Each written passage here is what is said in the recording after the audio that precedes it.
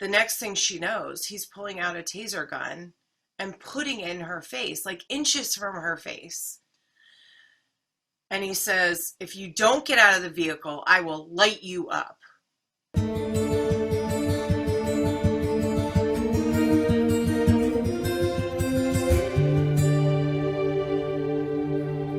I am a transformational coach. I chose this, well, actually, this career chose me. This is a calling, this is my vocation. And I believe I was put on this earth to turn up the volume on what's magnificent about humans and their organizations. So there was a moment in time several months ago when I was driving early in the morning. I was driving, it was like 5:45 in the morning, right? And it's pouring down rain. It's a Thursday. And I was driving to an area in Pennsylvania where I live called Suburban Square, right? And it's a strip mall. Like it's a very high-end strip mall, let's just say that. So there are things in stores in there like Sephora and Urban Outfitters and Ann Taylor and Lifetime Fitness. And I was going to Soul Cycle, for a 6 a.m. class. And all of a sudden, I'm driving through. Let me just set the scene. I'm driving through. It's pouring down rain. It's dark. I'm half asleep. And I rolled through a stop sign. Okay. And all of a sudden, I see blue lights go behind me. I'm like, what the hell? Like, it's 5:45 in the morning. It's pouring down rain. There's nobody around. I'm going to class, and I'm getting pulled over. And at that moment in time, I didn't realize I had rolled through a stop sign because, like I said, I was half asleep just trying to get there. You know what I mean? The cop pulls me over, and I roll down my window, and he says, license, insurance, and registration. And I asked him, he said, do you know why I'm pulling you over? And I said, I have no idea. And he said, you rolled through a stop sign back by Trader Joe's. And I was like, oh my God, I didn't realize that. Started getting nervous, scrambling for my license, insurance, and registration. I made sure my hands were like I'm doing this in the car to make sure that he sees what I'm, doing. And just for sake of this story, he was a black officer, and he takes my everything, my information, and as he's walking back to his car. And I can't believe the balls on me, honestly. I said to him, officer, how long is this going to take? Because I've got to get to class and I don't want them to give away my bike. And he said, just hang tight. I'll be right back. And I could tell that he was a little miffed, not enough to be annoyed, but he was miffed, like just kind of irritated a little bit. And as he's walking back to his car, after I said that, I thought to myself, holy shit, I can't believe you had the balls to say that. Like, this is a cop. He can keep you as long as he wants. Anyway, long story short, he comes back and he's like, I'm going to give you a warning. Watch that stop sign. He goes, and especially during like the busy times, there are people walking here. And he said, he gave me back my information and he said to me, enjoy your class. I hope they don't give your bike away and just be careful next time. And I went off on my way, ran in with 5 minutes before class and told the instructor and told the class and literally didn't think about it again until I'm talking to you now about it. I just went on my merry way. It was just one of those fun stories that I tell at cocktail parties about what a bonehead Kelly was, rolling through a stop sign. And I can tell you right now, I've never rolled through that stop sign again. Like, that's it. Like, it didn't take up space in my consciousness or energetic field. It was just one of those, like I said, brief moments in time that is a funny story to recount. So late one afternoon, around 5 p.m., a state trooper pulls over a woman for failing to signal a lane change. Now, he gets out of his car, already amped up and angry, right? Approaches the car and asks her to put out her cigarette. Doesn't tell her why he's pulling her over, just basically angrily yells at her. And when she consistently and insistently, as she should, asks him why she's being pulled over, he gets increasingly more angry and hostile. And it goes from like 0 to 60 in a split second, meaning the next thing she knows, he's pulling out a taser gun and putting it in her face, like inches from her face. And he says, if you don't get out of the vehicle, I will light you up.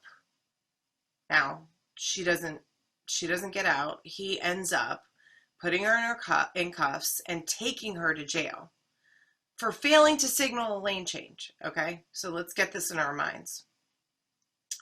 3 days later, she's found hanging in that 15 by 24 foot jail cell by her neck, and it's ruled a suicide.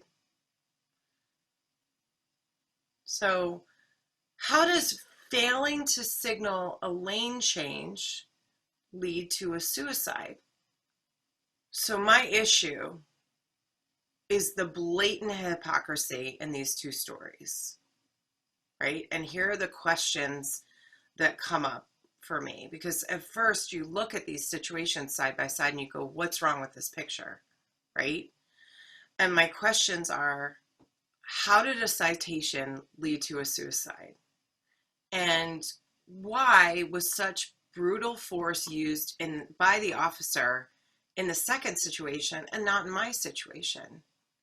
You know, and how is it that an officer who took an oath of, you know, integrity and service and honor and bravery to the community flips so dramatically? Like, how did that happen? And why? Why would an officer yell in somebody's face while putting a taser gun inches from her face, say, get out of the effing car or I'll light you up? And here's the reason. The officer who was kind to me was kind to me because I'm a white woman. The officer that said, I will light you up, was speaking to 28-year-old black woman named Sandra Bland. Period. That's why.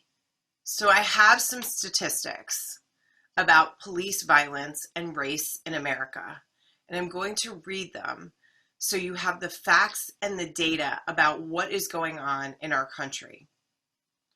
So today in America, the statistics for police murder are really eye-opening.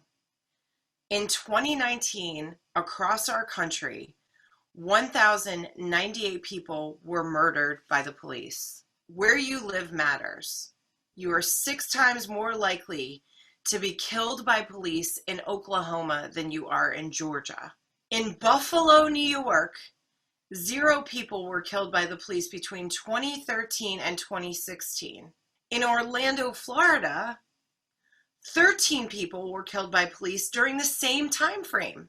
99% of killings by police from 2013 to 2019 have not resulted in officers being charged with a crime. Black people were 24% of those killed, despite being only 13% of the US population. Black people are 3 times more likely to be killed by police than white people. Black people are 1.3 times more likely to be unarmed compared to white people. Let me repeat that. Black people are 1.3 times more likely to be unarmed than white people. And I go over these 2 situations in my mind. 2 female drivers. Both situations started very similarly, but ended very differently. And whatever you believe, I know, based on the facts, based on anecdotal evidence, and based on life experience, that white privilege and systemic racism is still alive and kicking in this country. And hopefully, from my journey, you took one little nugget that you can apply to your life and hopefully make a change, because it takes all of us to dismantle this. And it starts by looking inside yourself and being introspective and reflecting on the things that have happened in your life and comparing them in stark contrast to what's happened in other people's lives. We've given you the situation, the data to back it up, and anecdotal evidence. As I roll through this situation in my mind, the issue that keeps coming up is integrity, right? How could one officer be so honorable and living in his integrity, and this other officer is not? And my question is, where are the integrity police in the second situation, holding him accountable to the oaths that he took? And why? Why is this one officer in my situation behaving so honorably and so respectfully, and this other one is in stark contrast? Why?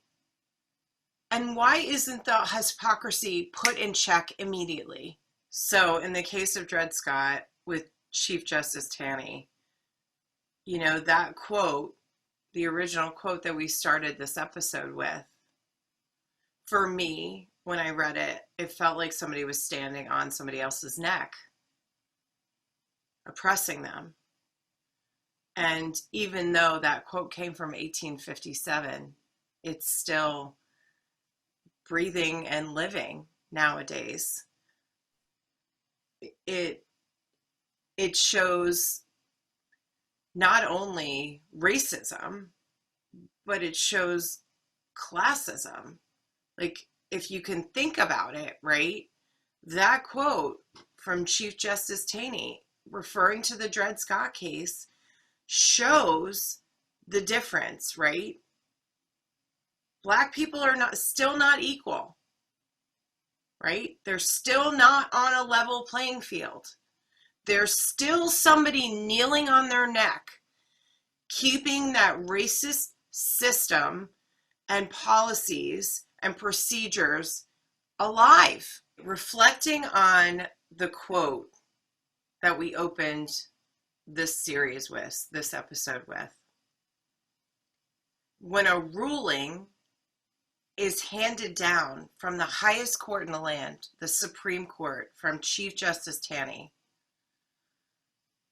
it sets the tone for everything else and usurps humanity, it usurps rights, and it's still playing out today, clearly, with Sandra Bland.